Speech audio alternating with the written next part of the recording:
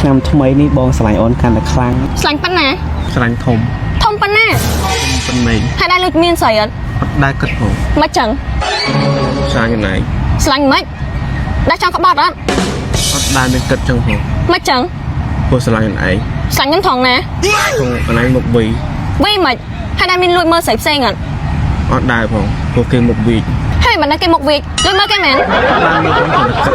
កាត់ទៀតចឹងមិនដេកកាត់ពីគេថ្ងៃចឹងដែរកាត់ពីខ្ញុំអីចឹងហើយឆ្នាំ2000មែន2026ហើយឆ្លាញ់ណាគេឆ្លាញ់ទៅអូនឈ្មោះអីឈ្មោះដាណេស្អីណេឌីណាសាដាណេច្បាស់អត់ច្បាស់ខ្លាំងហើយ friend បងឯងមានប៉ុន្មាននាក់មាន2560ហើយស្រីម៉ែផុសមែនស្រី2នាក់ផុសទាំងអស់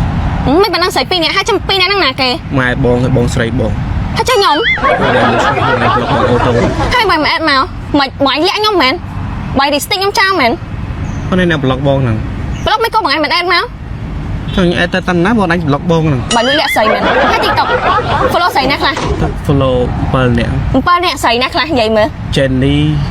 Blackpink ហ្នឹង BTS មិនទៅ follow គេចឹងចុះបងហាត់ក្បាច់រមអូនមើលអីហើយចាំមកមើលតាម YouTube គេបងអាចសាញ់ខ្ញុំមិនបងអាចត្រូវ follow ស្រីហា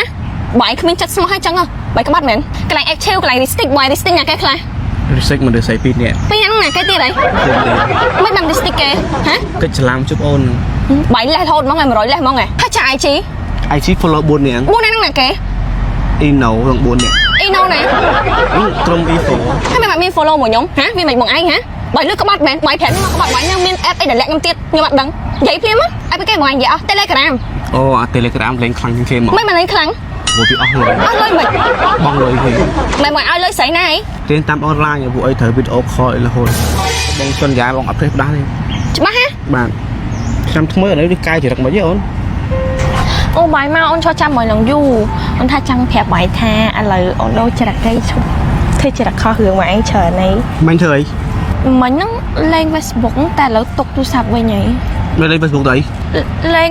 មើលរូបចូលមក story ហើយរីឯបេះដូងណាគេបេះដូងបងណាបងធေါ်មានបងធေါ်ទៅអីស្គាល់គ្នាយូរហើយហ្នឹងហើយអ្នកស្គាល់គ្នាចាំបាច់ដាក់បេះដូងខ្ញុំដាក់បេះដៃឲ្យសញ្ញាខឹងទៅគឺនិយាយខឹងគាត់មិនបើយកមានខឹងគាត់ក្នុងហ្នឹងជិតដឹងខ្ញុំលើបងអីអត់ទេ